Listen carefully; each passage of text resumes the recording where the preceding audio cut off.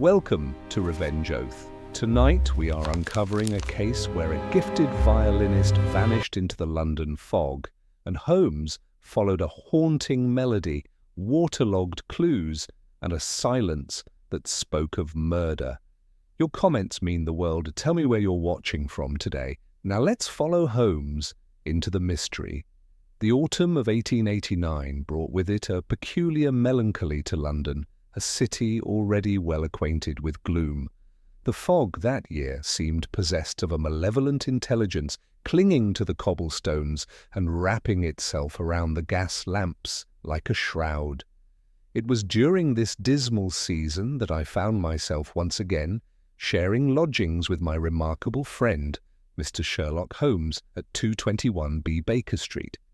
Holmes had been in one of his dark moods for the better part of a week, those periods of restless energy that consumed him when the city failed to provide adequately stimulating problems. He had taken to playing his violin at all hours, producing melodies so mournful that even our long-suffering landlady, Mrs. Hudson, had ventured upstairs twice to inquire whether all was well. On the morning of October 23rd, I descended from my bedroom to find Holmes sprawled in his armchair, still wearing his purple dressing gown, surrounded by newspapers. His lean, hawk-like features were drawn in concentration, and I noticed his long, nervous fingers drumming against the armrest, always a sign that his formidable mind was engaged in some internal calculation. "Watson," he exclaimed without looking up. "Tell me, what do you make of the headlines this morning?"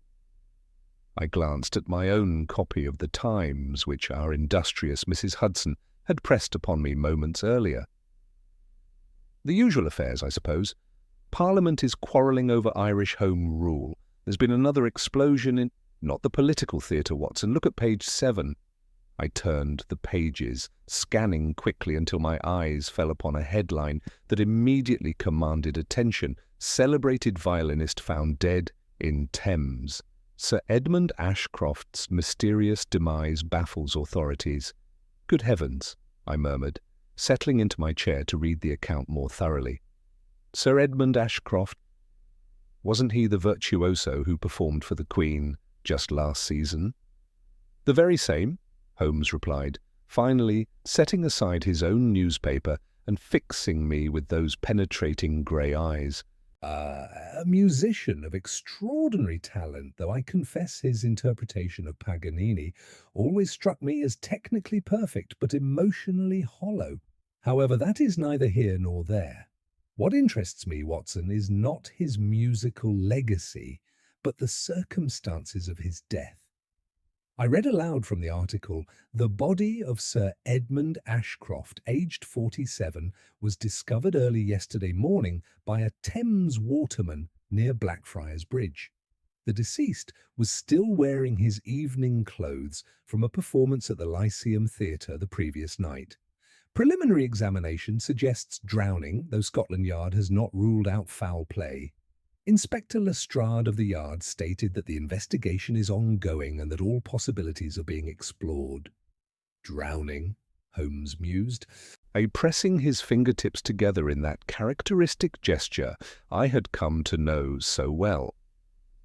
"And yet, Watson, consider the peculiarities. A man of Sir Edmund's stature returning home from a triumph. By all accounts, his performance of Mendelssohn's Violin Concerto received a standing ovation, somehow ends up in the Thames on a foggy October evening.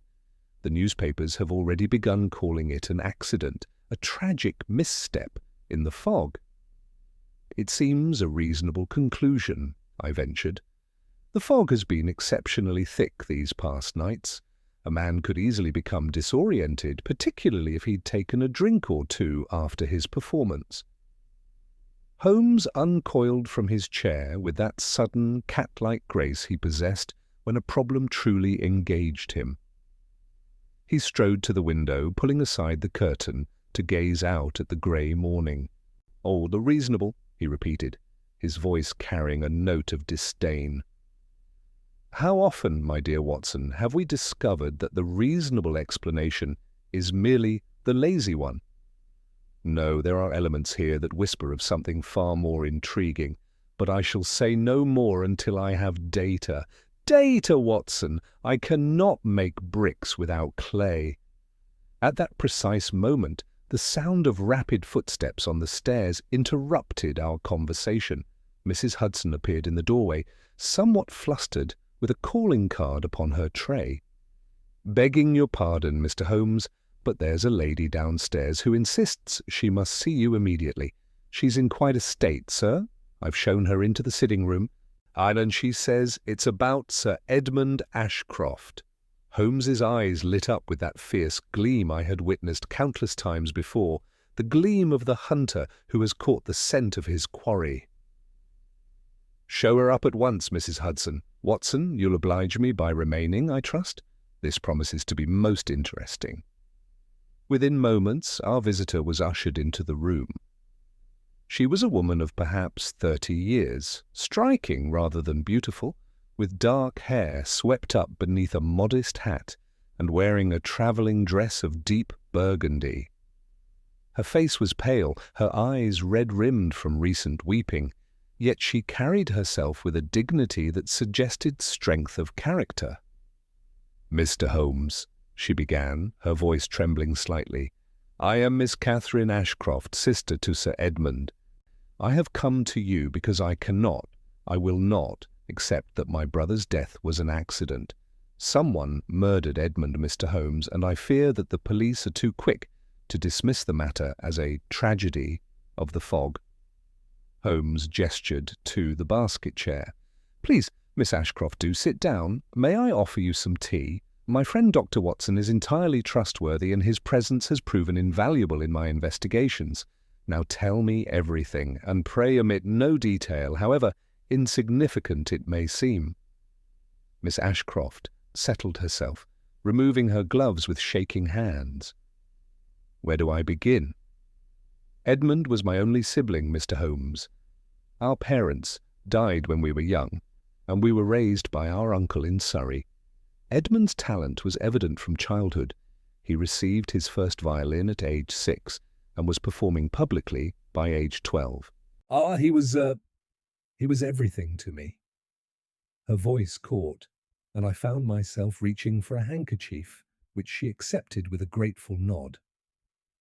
"3 weeks ago," she continued, "Edmund's behaviour changed. He became secretive, nervous. He would start at sudden sounds, and I caught him several times staring out the window as though watching for someone. When I asked what troubled him, he would only say that he had made a terrible mistake and that he feared the consequences." "Did he elaborate upon this mistake?" Holmes asked, leaning forward slightly. "No, he refused to discuss it further, but then 1 week ago he received a letter. I did not see its contents, but I observed his reaction when he read it. He went as white as a sheet, Mr. Holmes, and immediately threw it into the fire. When I pressed him, he told me that some secrets from his past had returned to haunt him." Holmes's eyes narrowed. "Intriguing. Was there any change in his routine following this letter?" "Yes. He began varying his route home from performances. He would take cabs to different locations and walk the remainder of the way. He also purchased a revolver, though he had never shown any interest in firearms before." "A revolver!" I exclaimed. "Then he clearly feared for his life." "Precisely, Dr. Watson," Miss Ashcroft said, "and that is why I cannot accept that he simply stumbled into the Thames. Edmund was being hunted, I'm certain of it, and someone finally caught up with him." Holmes rose and began to pace, his hands clasped behind his back. "Tell me about the evening of his death. Did you see him before the performance?" "Yes, he was agitated but determined, and he said that after the concert he was meeting someone who could help him resolve his difficulties." "He wouldn't say who." "He kissed my forehead and told me not to worry, that everything would soon be put right." Her voice broke. "Those were the last words he spoke to me." "What time did the performance conclude?" Shortly after 10 o'clock, Edmund always remained backstage for some time afterward, speaking with admirers and colleagues. He would typically leave the theatre around 11. And his body was found at dawn near Blackfriars Bridge, Holmes mused. Several hours unaccounted for. Miss Ashcroft, I must ask you some questions that may seem indelicate. Was your brother in any financial difficulties? Did he have enemies, romantic entanglements? Miss Ashcroft straightened. Edmund was comfortably situated financially. His performances commanded substantial fees, and he had made wise investments. As for enemies, he was competitive, certainly. The world of classical music can be quite ruthless, but I knew of no one who bore him genuine malice. As for romance... She hesitated. Edmund was engaged to be married to Lady Helena Fairfax, daughter of the Earl of Worthington. The wedding was to take place next spring. Ah, Holmes said softly. An aristocratic connection. And how did Lady Helena react to his increasingly strange behaviour? She was bewildered and hurt by it. Edmund had been avoiding her, cancelling engagements. She came to me just 2 days ago, asking if she had done something to offend him. I hardly knew what to tell her. Holmes was silent for a long moment, his brow furrowed in thought. Finally, he turned to our visitor with decision written clearly upon his features. Miss Ashcroft, I shall take your case. However, I must warn you that the truth, when we uncover it, may prove more painful than the uncertainty you now endure. The past, when it returns to claim its debts, often brings with it revelations that would have been better left buried. I must know the truth, Mr. Holmes, she replied firmly, whatever it may be. Very well. I shall require access to your brother's rooms, his correspondence, and I should like to speak with Lady Helena, his colleagues at the Lyceum, and anyone else who saw him during his final days. Watson, fetch your coat. We have work to do. As Miss Ashcroft took her leave with arrangements made for the afternoon, I turned to my friend, Holmes. Aye, what do you make of it? He stood silhouetted against the window, the grey light of morning casting his sharp profile into relief. What I make of it, Watson, is that Sir Edmund Ashcroft was a man running from his past, and that past caught up with him on a foggy night in London. But was it murder, accident, or something more complex still? That, my dear fellow, is precisely what we must determine. He reached for his pipe and began to fill it with that black shag tobacco he favoured. There are already several points of considerable interest. The burned letter, the mysterious meeting after the performance, the revolver that Sir Edmund felt compelled to purchase, and most intriguing of all, Watson, the violin. The violin? What about it? Holmes smiled thinly. Did you not observe that Miss Ashcroft made no mention of it? Sir Edmund Ashcroft never went anywhere without his Stradivarius. It was valued at over £3,000 and was, by all accounts, his most precious possession. Yet the newspapers report only that he was wearing evening clothes when found. No mention of a violin case. Where, Watson, is the maestro's most treasured instrument? I felt a chill that had nothing to do with the autumn air. You think someone took it? I think, Watson, that the violin may be the key to this entire mystery, and until we find it, we cannot hope to understand why Sir Edmund Ashcroft ended his days in the cold, dark waters of the Thames. He crossed to his desk and withdrew a sheaf of writing paper. But first, we must gather our data. I shall send telegrams to my contacts in the musical world and to Inspector Lestrade, requesting permission to examine the body and the effects found upon it. We shall also need to visit the Lyceum Theatre and trace Sir Edmund's movements on his final night. Come, Watson, the game is afoot. As I reached for my coat and medical bag, I could not suppress a shiver of anticipation. Once again, I was to be drawn into the shadow world that existed beneath the surface of respectable London society, guided by the most brilliant mind I had ever encountered. Whatever secrets lay hidden in the fog-shrouded death of the virtuoso violinist, I knew that Sherlock Holmes would illuminate them with the piercing light of his extraordinary intellect. The case of the fog-drowned violinist had begun. Hargrove led us through the dimly lit corridors backstage, past props and scenery that loomed like phantoms in the shadows. Can the theatre possess that peculiar atmosphere of emptiness that all such places hold during daylight hours, a sense of suspended animation, as though the building itself awaited the return of evening and the resurrection of its purpose? We climbed a narrow staircase to the second floor, where the principal performers maintained their private rooms. "This was Sir Edmund's," Hargrove said, producing a ring of keys and unlocking a door marked with a tarnished brass nameplate. "The police searched it yesterday, but they didn't take anything away. Said there was nothing of interest." Holmes's lip curled in sardonic amusement. "How fortunate for us that Inspector Lestrade's notion of interest is so remarkably limited. Thank you, Mr. Hargrove. Thank you, Mr. Or we shall manage from here." The dressing room was modest but comfortable, a space that spoke of frequent occupancy. A large mirror dominated one wall, its surface still bearing faint smudges of theatrical makeup. A wardrobe stood open, revealing several changes of clothing. A small writing desk sat beneath a narrow window that overlooked the alley behind the theatre, and upon it lay scattered papers, a bottle of ink, and several pens. Holmes immediately set to work with that methodical precision I had witnessed countless times before. He examined the wardrobe first, running his fingers along the seams and checking the pockets of each garment.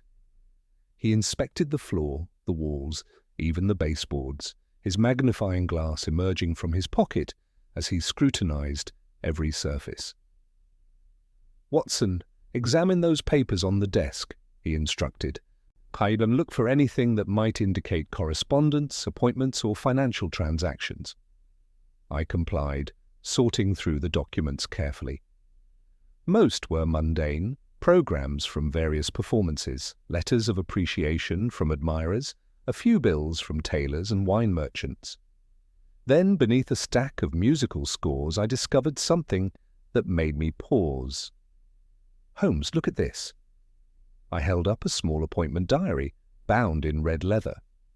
Holmes crossed to my side instantly, taking the volume from my hands with barely suppressed eagerness. He flipped through the pages, his eyes scanning rapidly. "Excellent, Watson. Most illuminating."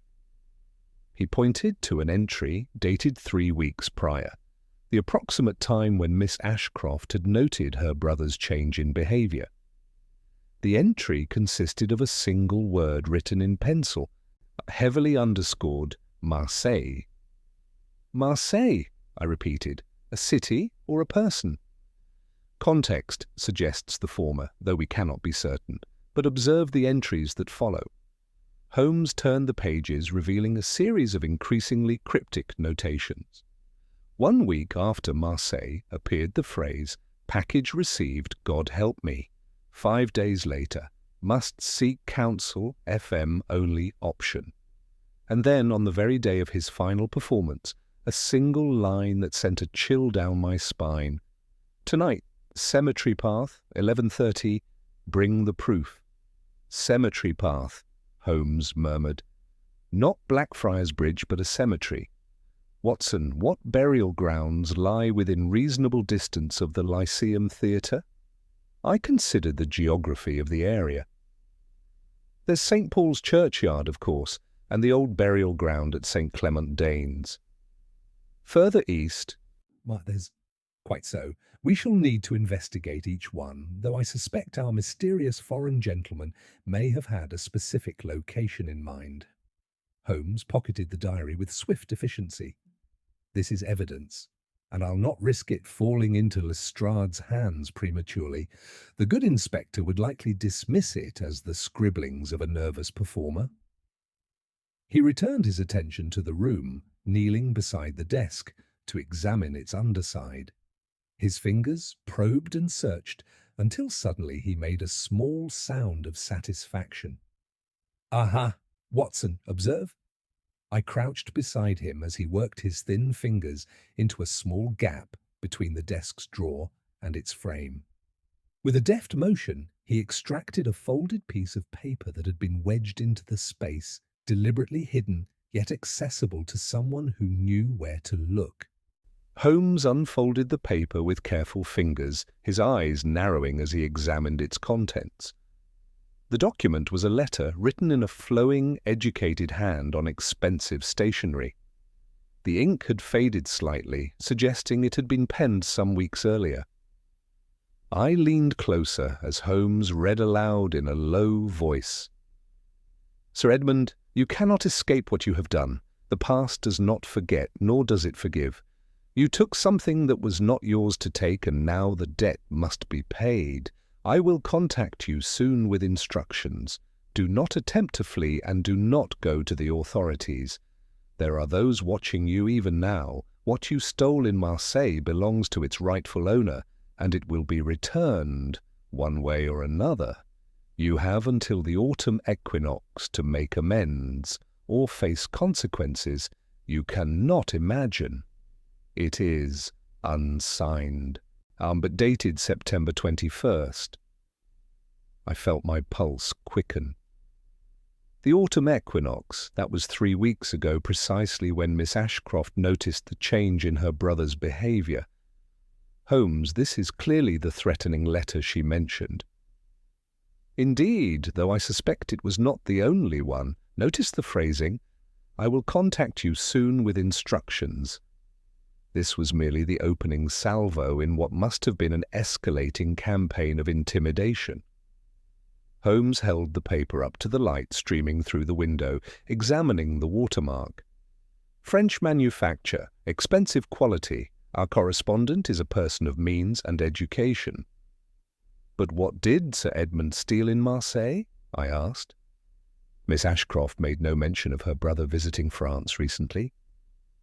An excellent question, Watson, and one that strikes at the heart of this mystery. We must discover when Sir Edmund travelled to Marseille, under what circumstances, and what he might have taken from there. Holmes carefully refolded the letter and placed it in his inner pocket alongside the diary. The phrase, "what you stole," is particularly intriguing. Not what you did or your crime, but specifically what he stole. An object, then, something portable, something valuable. The violin, I suggested. Could the Stradivarius have been stolen? Holmes shook his head decisively. The provenance of Sir Edmund's Stradivarius is well documented. It was purchased legitimately at auction in Vienna 5 years ago, with full documentation and verification by experts. No, this is something else, something connected to Marseille. Aye, something worth threatening a man's life over. He rose and conducted one final survey of the room, his keen eyes missing nothing. He examined the window latch, tested the floorboards, and even inspected the gas fixtures. Finally, apparently satisfied that no further secrets remained hidden, he turned toward the door. "Come, Watson, we have learned much, but there is still a great deal we do not know. Our next destination must be Scotland Yard. I need to examine Sir Edmund's personal effects, specifically what was found upon his body. And I must have words with Lestrade about his remarkably incurious approach to this investigation." We descended the stairs and found Hargrove still attending his post. Holmes paused to ask one more question. "Mr. Hargrove, in the weeks before his death, did Sir Edmund receive any unusual visitors here at the theatre? Anyone who seemed out of place or particularly interested in speaking with him?" The old doorkeeper scratched his head thoughtfully. Now that you mention it, sir, there was a woman, foreign lady, quite elegant, who came calling about 10 days ago. She insisted on seeing Sir Edmund, said she'd travelled a great distance. He met with her briefly in his dressing room, and when she left, she was weeping. Sir Edmund looked shaken, pale as a ghost. I asked if he was all right, but he just waved me off and said it was an old acquaintance bringing unwelcome news from the past. "Describe her," Holmes commanded, his voice sharp with renewed interest. "Dark-haired, perhaps 35 years of age, dressed in black like she was in mourning, spoke with a French accent, very refined." She wore a cameo brooch at her throat. I remember because it caught the light. Seemed like a respectable woman, a lady of quality. Holmes's expression transformed into one of intense concentration, and I recognized immediately that this new information had seized his imagination entirely. A French woman in mourning, arriving shortly after the threatening letter. "Mr. Hargrove, you have proven yourself an invaluable witness. Did you happen to observe which direction she took upon leaving the theatre?" "She had a private carriage waiting, sir. A brougham with dark curtains. I couldn't see the driver's face clearly, but I noticed the carriage bore no identifying marks or family crest, which struck me as odd for someone of her apparent station."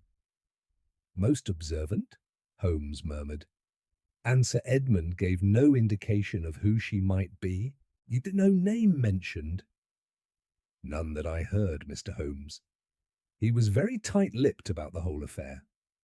After she left, he locked himself in his dressing room for over an hour. When he finally emerged, his eyes were red, as though he'd been weeping himself."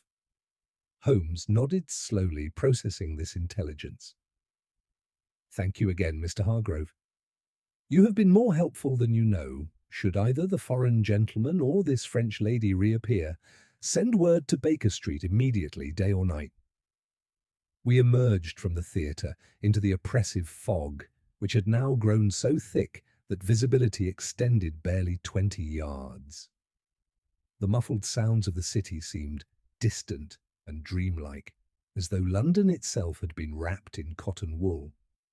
Holmes hailed a cab with his customary efficiency, and soon we were rattling towards Scotland Yard. "The plot thickens considerably," I remarked as we travelled. "A threatening letter, a mysterious foreign gentleman, and now a French woman in mourning. Holmes, surely these cannot all be coincidental." "In my experience, Watson, coincidence is merely the word we use when we lack sufficient data to perceive the pattern. No, these elements are connected threads in a single tapestry of deception and consequence. Sir Edmund committed some act in Marseille, something that haunted him sufficiently to warrant threats and midnight meetings. The Frenchwoman's tears suggest a personal connection, perhaps a relationship or family tie. The foreign gentleman with the serpent-headed cane appears to be the enforcer, the one sent to ensure compliance. But compliance with what? What did they want from him? That, my dear fellow, is the central question. The letter demanded return of what was stolen.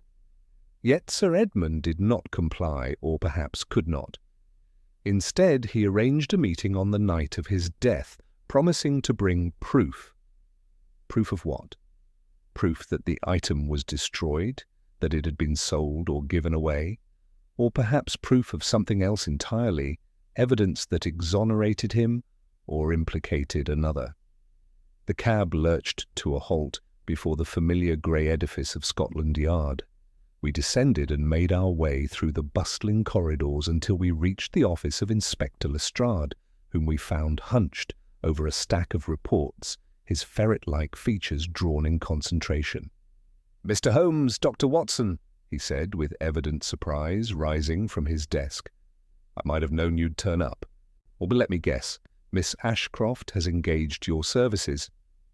"Your deductive powers astound me, Lestrade," Holmes replied dryly. "Yes, she has asked me to look into her brother's death. I understand you've concluded it was an accident." Lestrade sighed and gestured for us to sit. "Look, Mr. Holmes, I know what you think of me, but sometimes the simple answer is the correct one. Sir Edmund left the theatre after his performance, presumably took a wrong turn in the fog, and ended up in the Thames. It's tragic, certainly, but hardly mysterious. We've had 3 similar cases this month alone. The fog has been treacherous. And the foreign gentleman who accompanied him from the theatre, the one with the serpent-headed walking stick?" Lestrade blinked in surprise. "How did you— Never mind. Yes, the doorkeeper mentioned him.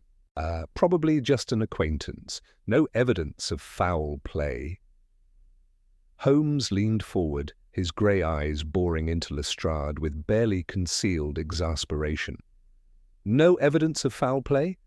Lestrade, a celebrated musician, receives threatening letters, purchases a revolver out of fear for his life, arranges a clandestine midnight meeting, and is subsequently found drowned, and you see nothing suspicious in this sequence of events?" The inspector's face reddened. "Threatening letters? What threatening letters? Miss Ashcroft mentioned nothing about threats when I interviewed her." "Because she knew only that her brother was frightened, not the specific cause. I, however, have discovered rather more." Holmes withdrew the letter from his pocket and placed it on Lestrade's desk. "This was hidden in Sir Edmund's dressing room at the Lyceum. I trust you will find it illuminating." Lestrade read the letter twice, his expression shifting from scepticism to grudging interest. "Marseille. Stolen property. This does put a different complexion on matters, but Mr. Holmes, even if Sir Edmund was being blackmailed or threatened, it doesn't necessarily mean he was murdered. Perhaps the weight of his guilty conscience drove him to take his own life." "A possibility I have considered and rejected," Holmes said crisply. "Suicide does not explain the missing violin, nor does it account for the foreign gentleman who escorted him from the theatre. No, Lestrade, Sir Edmund Ashcroft kept that appointment, and something occurred during or after it that led to his death. I require access to the body and to his personal effects. Immediately." Lestrade hesitated. I then nodded with visible reluctance. "Very well. The body is at the mortuary on Bow Street, and his effects are in our evidence room. But, Mr. Holmes, if you're going to pursue this as a murder investigation, you must share your findings with the Yard. I won't have you running about London playing lone wolf while we're left in the dark." "You have my assurance that you will be informed of all pertinent discoveries," Holmes replied with a thin smile that suggested his definition of pertinent might differ considerably from Lestrade's. "Now the effects, if you please." Minutes later, we stood in the evidence room examining the pitiful collection of items that represented Sir Edmund Ashcroft's final possessions. Lestrade had laid them out on a wooden table: evening clothes, still damp and river-stained, a gold pocket watch stopped at 12:47, a leather wallet containing £30 in notes and various calling cards, a monogrammed handkerchief, and a small brass key. Holmes examined each item with meticulous care, his magnifying glass emerging once more. He paid particular attention to the evening clothes, inspecting every seam and pocket. "The watch stopped when it entered the water," he murmured. "Assuming it remained accurate until that moment, we can place the time of death, or at least the time of submersion, at 1:45 in the morning." 2 hours after he left the theatre, I calculated. Where was he during that time? Precisely the question we must answer. Holmes turned his attention to the key, holding it up to the light. "This is neither a house key nor a safety deposit box key. See the unusual configuration of the teeth. This is for a specialized lock, possibly a strong box or private cabinet.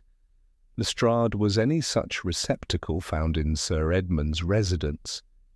We conducted a cursory search, but found nothing out of the ordinary. His sister has the keys to the house if you wish to conduct a more thorough examination. Holmes pocketed the mysterious key. I shall do precisely that. Now, what of the body itself? Were there any marks of violence, signs of struggle? The preliminary examination showed no obvious wounds. The coroner believes drowning was the cause of death, though the full autopsy report won't be ready until tomorrow. You're welcome to view the body if you think it will help.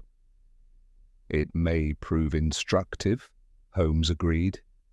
Watson, your medical expertise would be particularly valuable. But let us proceed to the mortuary.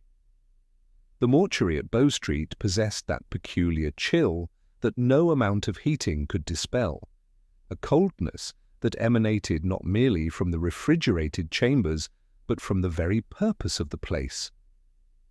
The attendant, a cadaverous individual named Parsons, led us through the whitewashed corridors to the examination room, where Sir Edmund Ashcroft's body lay beneath a sheet. "Mind you don't disturb anything," Parsons cautioned. "The coroner will have my hide if his examination is compromised." Holmes waved him away impatiently. "We shall exercise the utmost care, Watson. You may wish to conduct the external examination while I observe." I pulled back the sheet and immediately felt the professional detachment of my medical training assert itself. Sir Edmund had been a handsome man in life, oiled with refined features and well-kept hands that spoke of his artistic profession. In death, his face bore the characteristic bloating and discoloration of drowning, but as I conducted my examination, certain details began to trouble me. "Holmes," I said quietly, "observe the hands and wrists." Holmes moved closer, his magnifying glass appearing as if by magic.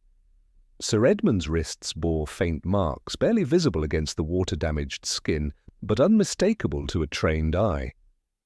"Ligature marks," Holmes breathed. Someone bound his wrists, though not tightly enough to leave severe bruising. "Watson, what does this suggest to you?" I examined the marks more carefully. They're consistent with restraint, but brief restraint. Perhaps he was tied during transportation or confinement. Then the bindings were removed before he entered the water. The marks are several hours old, consistent with the timeline we've established. Excellent.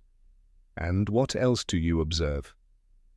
I continued my examination, noting the absence of significant external trauma. The body showed no signs of beating or stabbing. However, when I examined the back of the skull, I discovered a small contusion, barely perceptible beneath the hairline.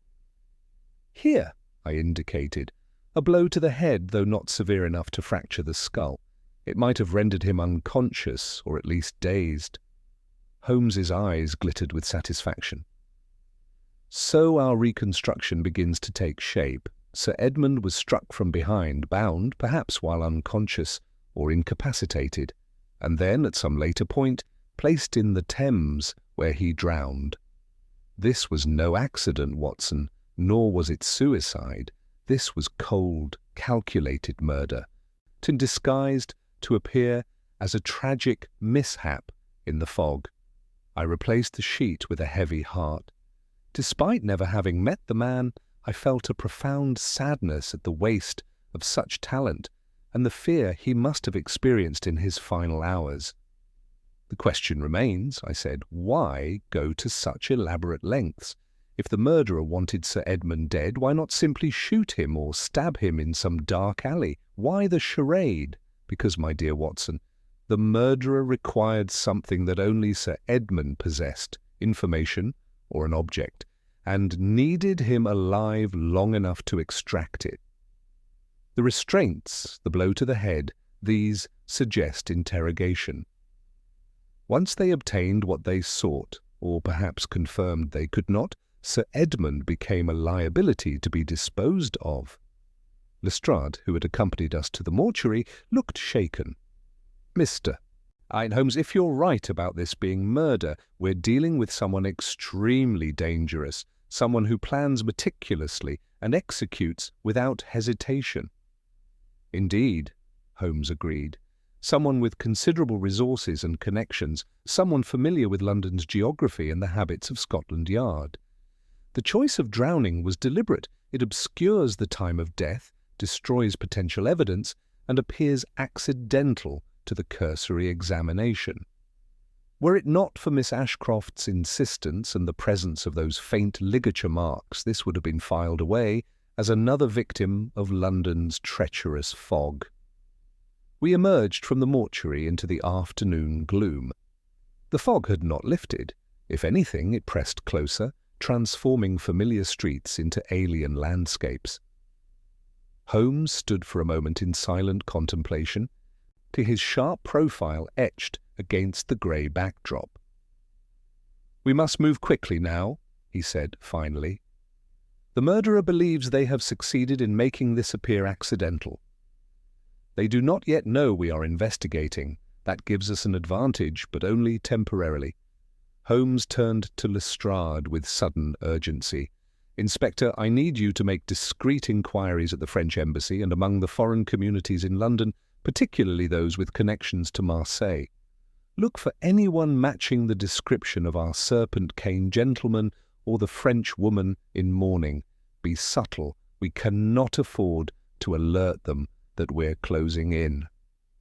Lestrade nodded, his scepticism now replaced with genuine concern. "I'll put my best men on it.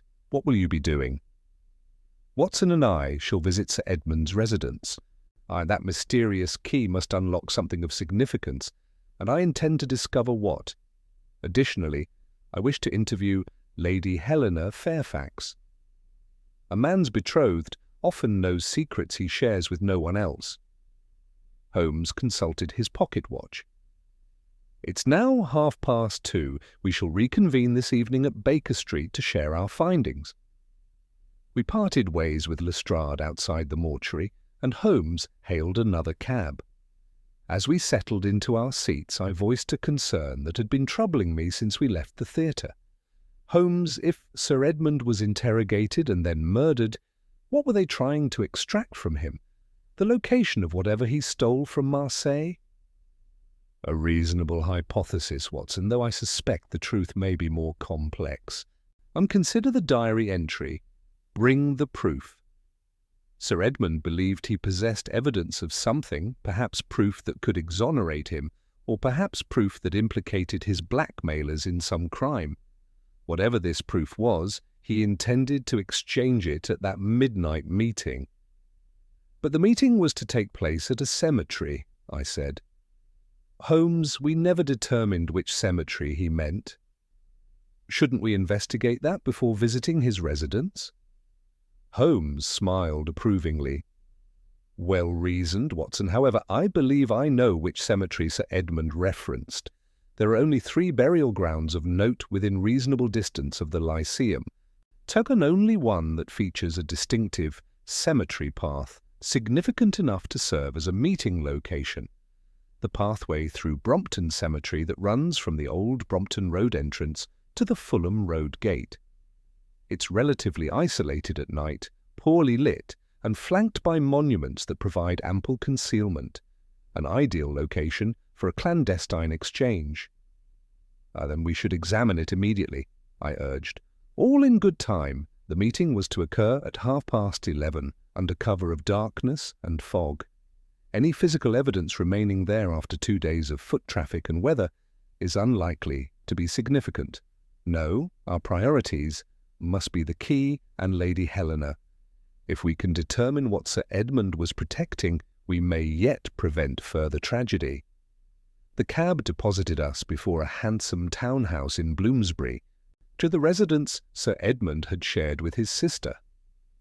Miss Ashcroft answered our knock herself, her eyes red-rimmed, but her composure intact. She led us to her brother's private study, a comfortable room lined with bookshelves and dominated by a grand piano draped with sheet music. "Inspector Lestrade's men searched this room yesterday," she informed us, "but they seemed to find nothing of interest. They spent barely 10 minutes here before moving on." Holmes surveyed the space with the intensity of a raptor studying its hunting ground. Your brother kept his most private correspondence here? His financial records? Personal papers? Yes, everything is in that desk by the window, or was. The police examined it, but said the papers were merely routine. Bills, letters from concert promoters. That sort of thing. Holmes moved to the desk and began methodically removing each drawer, examining them from every angle. He ran his fingers along the interior surfaces, tapped the wood listening for hollow spaces, and finally produced the brass key we had discovered among Sir Edmund's effects. Miss Ashcroft, have you seen this key before? She studied it carefully, then shook her head. No, I don't recognize it. It doesn't fit any lock in this house that I'm aware of. Holmes continued his meticulous examination of the study, his movements precise and deliberate. He approached the bookshelf, running his fingers along the spines of leather-bound volumes, musical theory, biography, European history. Then, quite suddenly, he paused before a section devoted to travel memoirs and withdrew a well-worn volume entitled The Mediterranean Coast, A Wanderer's Guide to Southern France. Watson, observe, he said, opening the book. The interior pages had been hollowed out, creating a concealed compartment. Within lay a small leather-bound journal and several folded documents. Holmes extracted them with the care of an archaeologist handling ancient parchment. Miss Ashcroft gasped. I had no idea Edmund kept such secrets. Your brother was a man carrying a considerable burden, Holmes murmured, settling into a chair to examine the journal. I moved to read over his shoulder, and what we discovered sent a chill through my very bones. The journal documented a journey Sir Edmund had made to Marseille 2 years earlier, a trip Miss Ashcroft confirmed had been undertaken for a series of concerts along the Mediterranean coast. The entries began innocuously enough, describing performances and scenery, but midway through the account the tone shifted dramatically. June 14th, 1887, Holmes read aloud. Today I met the most extraordinary man, Armand Toussaint, a violin maker of exceptional talent, though entirely unknown outside his small circle. His workshop is hidden in the old quarter, and there I saw something that defied belief, a violin that may rival the great Stradivarius instruments themselves. Toussaint claims it was crafted by his grandfather using techniques lost to history. The sound it produces is haunting, or ethereal, unlike anything I have ever heard. Holmes turned the page, his eyes scanning rapidly. And here, 3 days later, Toussaint has fallen gravely ill. He has no family, no heirs, and fears his grandfather's masterwork will be seized by creditors and sold to someone who cannot appreciate its true worth. In his delirium, he begged me to take the violin to England to keep it safe until he recovers. Against my better judgment, I agreed. God forgive me, but I cannot let such beauty be lost to the world. He took the violin, I breathed. That's what he stole from Marseille. Indeed, Watson, but observe what follows. Holmes continued reading. July 2nd, I have received word that Toussaint died yesterday. His widow, whom I did not know existed, has written demanding the violin's return.